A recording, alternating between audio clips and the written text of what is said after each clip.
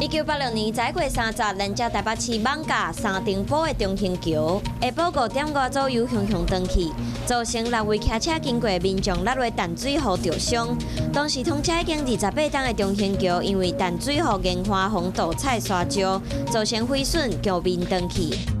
1997年载月30 ，261位轰掠到的中国偷渡客载着简单的行李，伫马祖坐海劫后，互遣返回中国。迄间阁有242位无法度坐船留伫马祖，两方签订金门协议了后，将马祖做转运站，开始执行偷渡犯的遣返作业。To the city of Taipei.